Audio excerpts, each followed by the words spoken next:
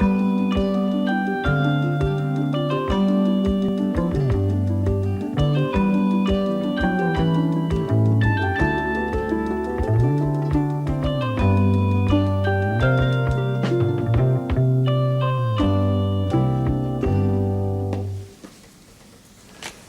level of the beautiful lake in the country of Lago Bell was sinking. And as the water drained away, so the health of the king's daughter began to fail.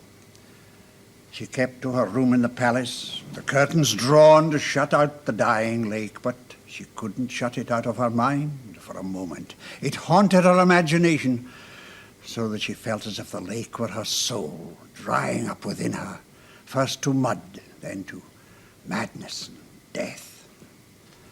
As for the prince, whom she'd secretly met while swimming in the moonlit lake, she'd forgotten him completely. She enjoyed his company in the water, but she didn't care for him without it. She seemed to have forgotten her father and mother too, and the king and queen were gravely worried about their daughter. They'd made a proclamation to all the kingdom that if anyone would discover why the lake was disappearing, he'd be handsomely rewarded. You see, her parents knew that the lake was vitally important to the princess. It was in this lake that she had first felt what it was like to be of normal weight and buoyancy, and to swim and dive like other people. For on land, she had no gravity, and even had to carry a weight to hold her down and keep her feet on the ground.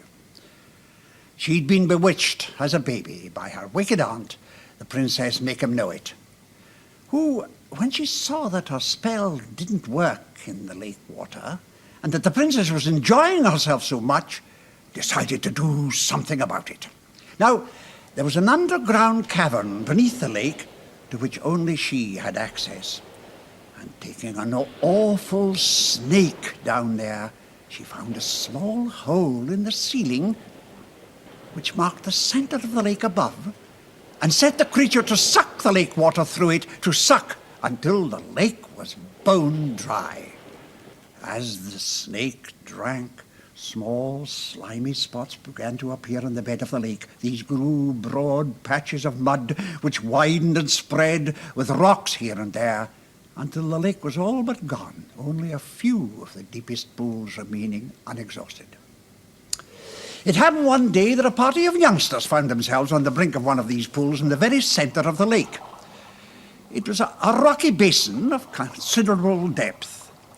Looking in, they saw at the bottom something that shone yellow in the sun. It was a plate of gold covered in writing.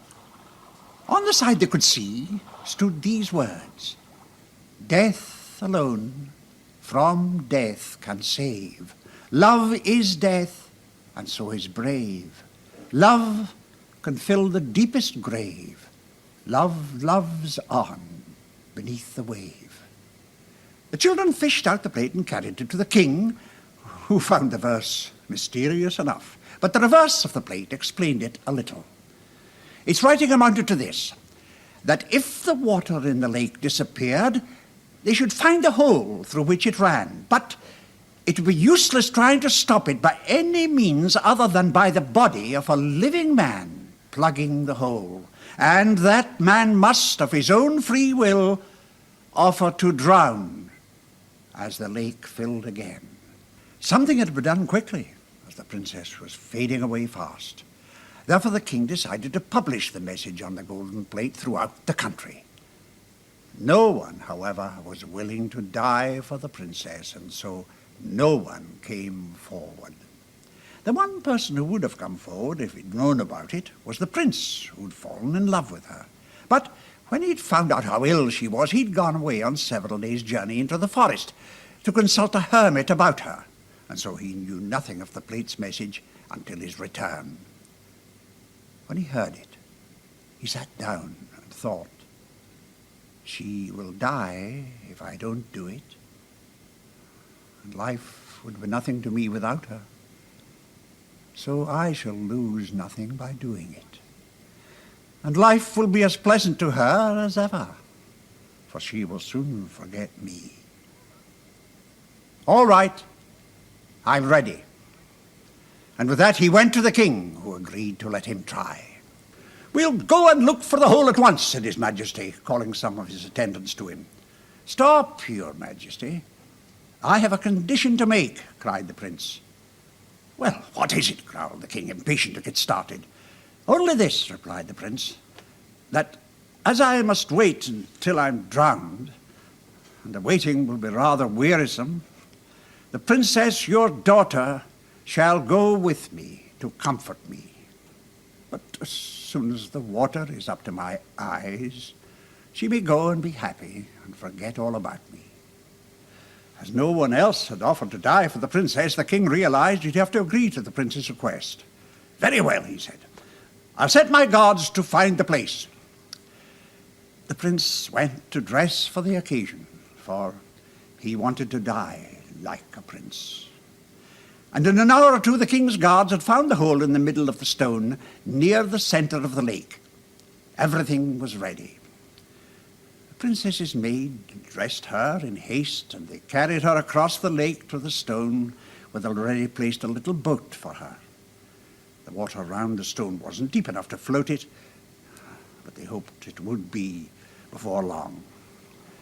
They laid her on cushions, placed in the boat wines and fruits and other nice things, and stretched a canopy over all. And in a few minutes the prince appeared. "Here I am," he said. The princess recognized him at once, but didn't think it worthwhile to acknowledge him. But the prince knew that although she seemed thoughtless and rude out of water, she was quite different in it, and he prepared to get into the three-cornered hole. There seemed to be only one way. He put both legs in it, sitting on the stone, and stooping forward, covered the corner that remained open with his two hands. In this uncomfortable position, he resolved to abide his fate. Presently, a little wave flowed over the stone and wetted one of the prince's knees, but he didn't mind it much. Again a wavelet, and another flowed over the stone and wetted both the prince's knees, but he didn't speak or move. 2, 3, 4 hours passed in this way, the princess apparently asleep, and the prince very patient. But he was very disappointed that she made no effort to console or comfort him. At last, he could bear it no longer. "Princess," said he. But at that moment up started the princess, crying, "I'm afloat! I'm afloat!" And the little boat jumped against the stone. The sun went down, and the moon rose, and gush after gush, the waters were rising up the prince's body. They were up to his waist now. "Why can't we go and have a swim?" said the princess. "There seems to be water enough just about here." "I shall never swim more," said the prince. Oh, I forgot," said the princess, and was silent. And as the water grew and grew and rose up and up the prince, she sat and looked at him. The night wore on, the waters rose and rose, the moon rose likewise higher and shone full on the face of the dying prince. "Will you kiss me, princess?" said he feebly.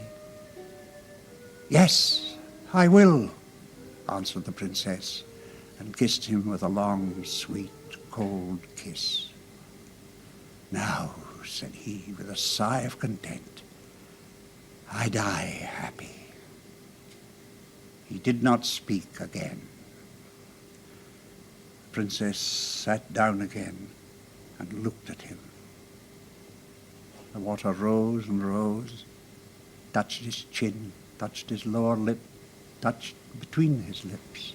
He shut them hard to keep it out. The princess began to feel strange, touched his upper lip. He breathed through his nostrils. His eyes looked scared and shone strange in the moonlight. His head fell back, the water closed over it, and the bubbles of his last breath bubbled up through the water. The princess gave a shriek and sprang into the lake. She was frantic, but love and water brought back all her strength. She dived under the water and pulled with her whole might till at last she got one leg out. The other easily followed. How she got him into the boat she never could tell, but when she did, she fainted away. Coming to herself, she seized the oars, kept herself steady as best she could, and rowed, though she'd never rowed before. Round rocks and over shallows and through mud she rowed, till she got to the landing stairs of the palace. By this time, her people were on shore, for they'd heard her shriek. She made them carry the prince to her own room and lay him in her bed and light a fire and send for her old nurse, for her old nurse was a wise woman and would know what to do. When she came, they tried everything for a long time without success. The princess was nearly distracted between hope and fear, but she tried on and on, one thing after another, and everything over again. At last, when they'd all but given up, just as the sun rose, the prince opened his eyes. The princess burst into a passion of tears and fell on the floor. There she lay for an hour, and her tears never ceased. All the pent-up crying of her life was spent now. And the rain came on such as had never been seen in that country. The sun shone all the time, and the great drops which fell straight to earth shone likewise. The palace was in the heart of a rainbow. It was a rain of rubies and sapphires and emeralds and topazes. The torrents poured from mountains like molten gold.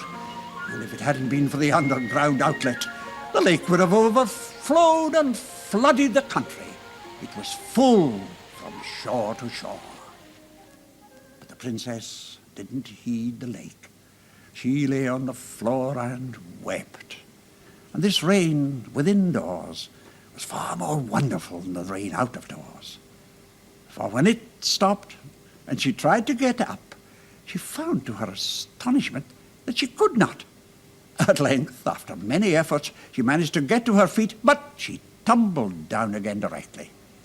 Hearing her fall, her old nurse yelled in delight and ran to her, screaming, "My darling child, she's found her gravity." "Oh, that's it, is it?" said the princess, rubbing her shoulder and her knee alternately.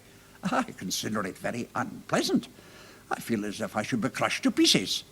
"Hurrah!" cried the prince from the bed. "If you've come round, princess, so have I. How's the lake?" "Brim full," answered the nurse. "Then we're all happy." "That we are indeed," said the princess. And there was rejoicing all over the country that rainy day. The lake never sank again. In the process of time, it wore the roof of the cavern quite through and was twice as deep as before. As for the princess's wicked aunt, the water undermined her house, and it fell on her one night, burying her in its ruins. No one ever tried to dig up her body, so there she lies to this day. The prince and princess were married and were happy and had crowns of gold and clothes of cloth and shoes of leather and children of boys and girls, not one of whom was ever known on any occasion to lose the smallest atom of his or her gravity. Well, that's the end of my story about the Light Princess.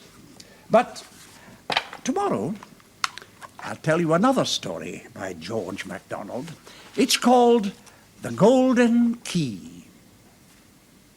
Till then, goodbye.